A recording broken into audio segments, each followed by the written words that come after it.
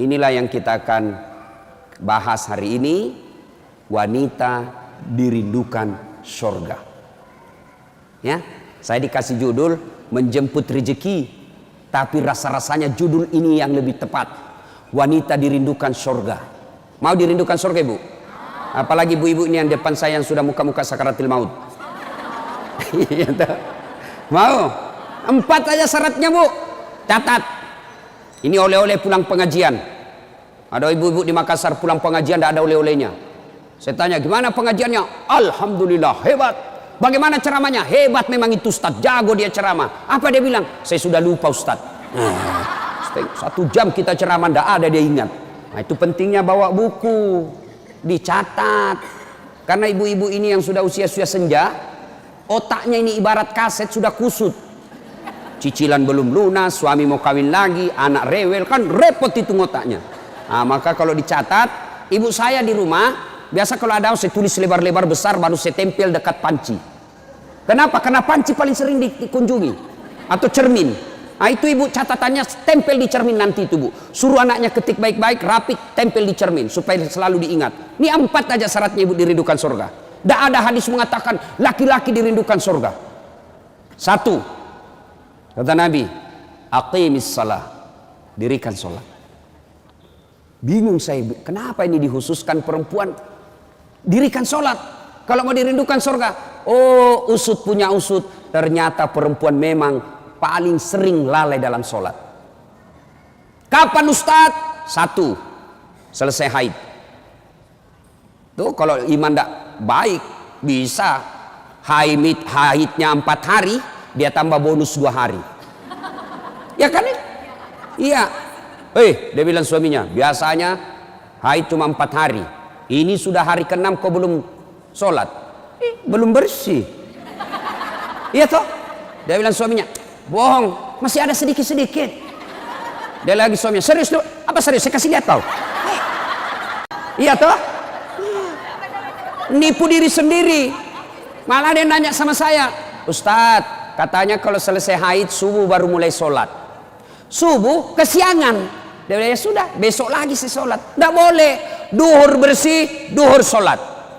Isya bersih, ibu nih sudah maghrib. Begitu mandi, rasa-rasanya saya sudah bersih. Jam 10 malam bersih, wajib mandi junub. Selesai sholat. Tidak boleh nunggu isya, subuh. Ini yang banyak ini, isya. Padahal sudah bersih, malamnya dia cek, sudah bersih nih. Jam 10, sudah bersih, mandi, sholat, meskipun sudah jam 11 malam. Ya, apalagi nifas. Ini banyak yang salah paham nifas. Katanya nifas harus 40 hari. Siapa yang bilang? Nifas itu tidak harus 40 hari. Bisa jadi lebih 40 hari, bisa jadi cuma 10 hari, tergantung ibu bersih atau tidak. Ada teman saya selesai melahirkan istrinya, dia pergi beli Indomie 1 dos. Saya bilang, apa hubungannya? Ini kan isinya 40 bungkus Ustaz. Jadi 1 hari 1 bungkus, kalau habis ini sudah bersih istri saya. Ayo. Kapan lagi perempuan banyak tidak sholat? Kalau ada pesta. Mukanya dia kira tembok.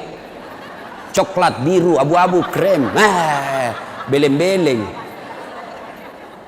Ini ibu-ibu sekarang ini banyak perempuan palsu. Mohon maaf ya, kalau marah-marah aja. Siapa suruh undang saya?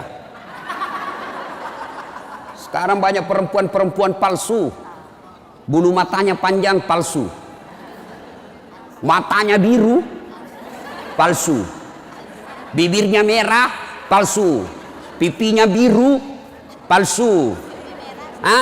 Alisnya tebal, palsu. Pantatnya gabus. Iya toh? Bu, ada kenalan saya, orang kaya. Itu kalau dia tunjuk-tunjuk kapalnya, tanker, suaminya bilang, ini Ustaz, ya kalau bunyi ayam kukuruku, masuk uang saya 200 juta. Disewa tiap hari 200 juta. Kalau ini Ustaz 75 juta 1 hari. Istrinya, Bu, tidak bisa, tidak yakin orang dia istri orang kaya. Sederhana pakaiannya. Akhirnya apa? Semua orang kalau lewat, orang kagum. Tahu enggak, orang kaya loh itu. Sederhana pakaiannya, enggak glamor. Orang jadi teladan. Kenapa? Dia kaya tapi tidak macam-macam pakaiannya. Orang senang lihat.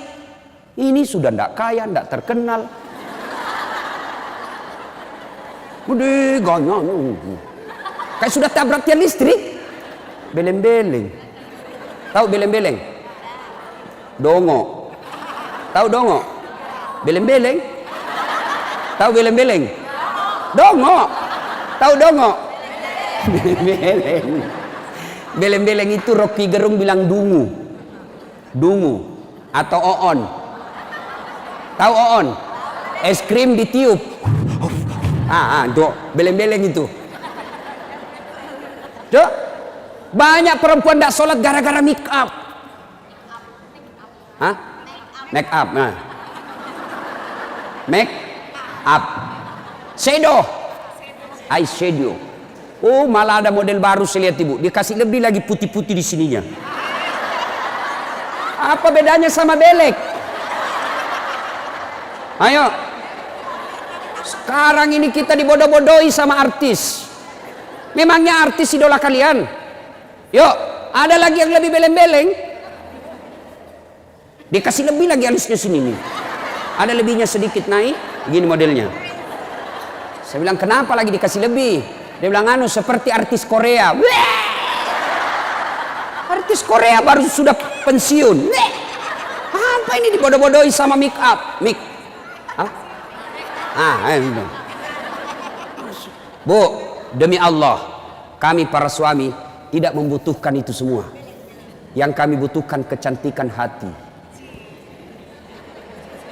Ini cantik-cantik, memang cantik, tapi bukan untuk nyenangin suami. Tapi giliran mau tidur, ndak sikat gigi, daster 3 hari ndak dicuci, kelihatan bulu ketek, muka dikasih bedak kencur, dikasih bawang matanya, ngorok. Bagaimana suamimu ndak menderita? Giliran mau pergi pengantin, Masya Allah, cantik betul. Ibu untuk apa cantik-cantik ini? Biar ibu mondar-mandir macam-macam, tetanggamu tahu ini tetangga saya. Andai kau roba cak menjadi selebriti, mukamu tidak dikenal orang kayak artis Korea, oke lah. Tapi biar diapain orang tahu juga, tetangga saya ini. Udahlah, apalagi ibu yang rajin majelis taklim. Tiap minggu, tiap pekan hidup pengajian, tapi tidak ada perubahan itu, rugi. Habis waktu, tidak ada guna. Mending tinggal di rumah tidur. Majelis taklim, sudah 4 tahun majelis taklim. Tiap pekan dengar pengajian, tapi mikapnya malas dia sholat. Yang disenangi Allah cantik hatinya. Kalau hati cantik, meskipun muka tidak halus, orang senang. Ya, gara-gara mikap tidak sholat. Jadi bagaimana solusinya Ustadz? Kalau pengantin, mau pengantin, gimana solusinya? Wudhu dulu, baru tancap, sudah itu tahan kentut. Biar sudah wudhu, batal. Sedikit aja keluar Ustadz, batal. Nggak habis Ustadz, batal. Bagaimana? Nah, apalagi yang membuat orang ibu-ibu nih banyak nggak sholat? Selesai, haid, nifas, make up. Yang keempat, apa? Jilbab. Banyak ibu-ibu malas sholat gara-gara jilbabnya susah dipakai. Jilbab sakaratil maut. Saya ibu sudah keliling-keliling ceramah. Mana-mana saya ceramah. Saya ke Filipina Selatan, jilbabnya orang Melayu sana, segitiga saja, 1 peniti, selesai. Malaysia juga begitu. Saudi malah 1 lubang masuk, selesai. Tapi coba lihat jilbabnya ibu Indonesia. Ngeri bu. Ada kayak ada talinya 2 meter, diikat-ikat. Disimpan di lehernya. Itu diikat lehernya. Lalu dikasih kembang. Sudah tidak bisa goyang itu lehernya. Nah, ya toh? 3 lapis. Ini penutup kepalanya 3 lapis. Ada kuningnya, abu-abu, coklat. Dikasih mereng lagi sedikit. Coba. Lalu ada kayak pohon di belakang. Biasa kalau ada pengantin, gimana caranya dia pakai ini ya? Nah, sudah diikat lehernya, pakai pula rok yang sempit. Rok sempit, jalanlah dia bilang suaminya, buru-buru bu, katanya, tunggu sebentar pak. Beleng-beleng. Beleng-beleng. Coba kalau lebar, kan enak lari dikejar anjing.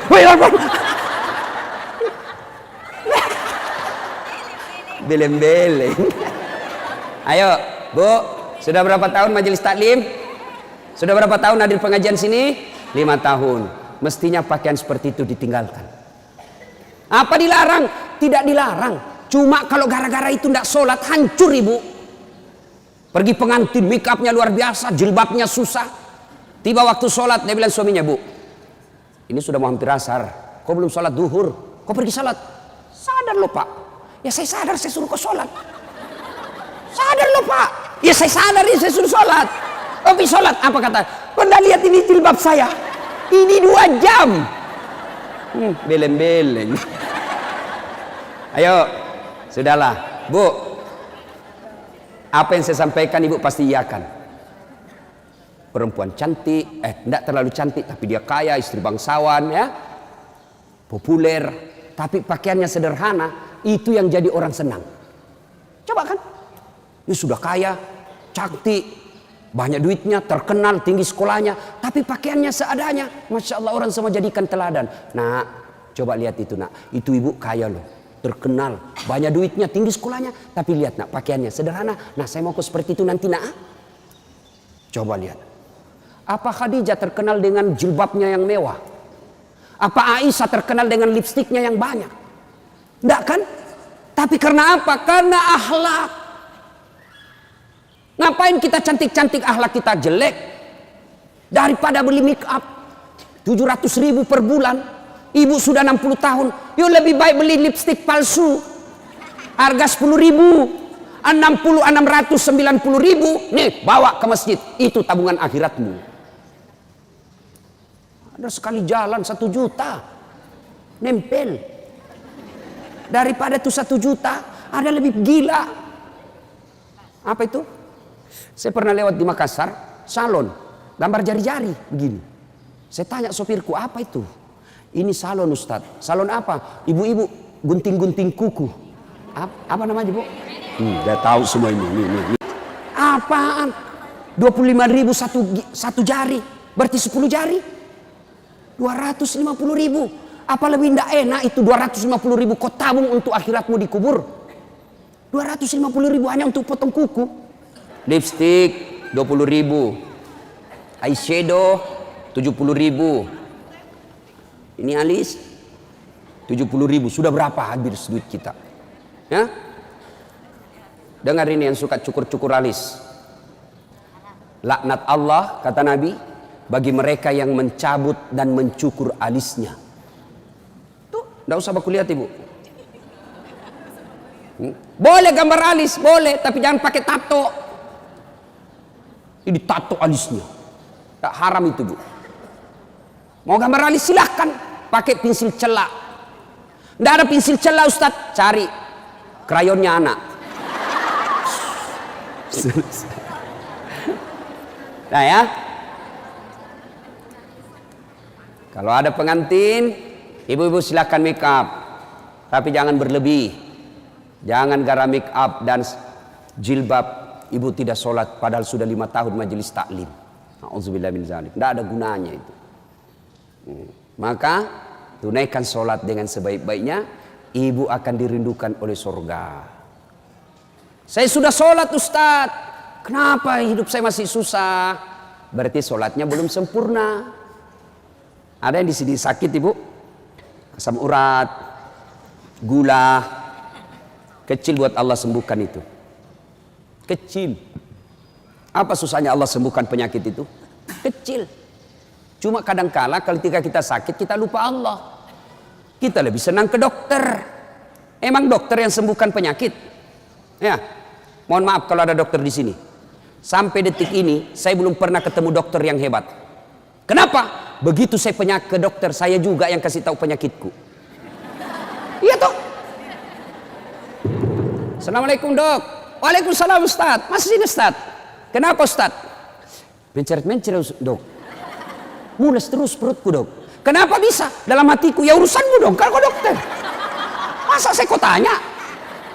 Yang hebat kalau baru muncul, Ustadz pasti mencret. Itu yang hebat. Tapi tidak. Allah tanpa diberitahukan, tanpa curhat, Allah tahu apa penyakitnya ibu. Maka datang sholat. Sudah itu sholat, sudah itu sholat, sudah itu sholat, baru ke dokter. Ayo perbaiki sholat ibu. Tidak ada susahnya Allah kasih dunia. Ustadz, saya sudah 30 tahun rantau ke Jogja, tidak bisa beli rumah Ustadz, masih ngontrak-ngontrak. Tidak usah cari capapnya, periksa sholatmu. Saya sholat Ustadz, kok begitu hidupku? Berarti belum ikhlas. Mana buktinya belum ikhlas? Suka nunda-nunda sholat. Asar sholatnya dekat duhur. Duhur sholatnya dekat asar. Berarti ibu perhatikan dah. Coba, sholat maghribnya itu juga wudhunya asar, itu juga maghrib, itu juga isya, karena berdekatan. Itu tidak ikhlas. Sholat Ustadz, betul ibu sholat, tapi pakaiannya itu juga dipakai masak, itu juga dipakai bertetangga, itu juga dipakai ke pasar, itu juga dipakai tidur, tidurnya ngiler lagi. Ini. Pas dibangun suaminya, dipakai lagi sholat, najis.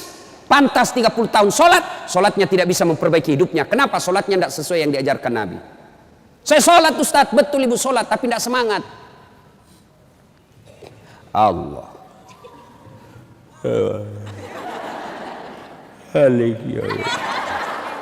Iya kena.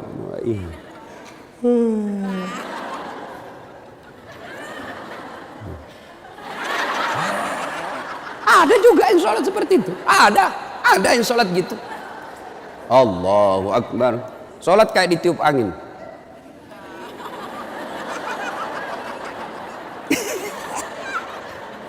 Ayo, ada juga yang sholat semangat. Kan ketawa karena ibu membayangkan diri sendiri. Ada juga yang sholat cari duit. Allahu Akbar. Iya kena budu'i.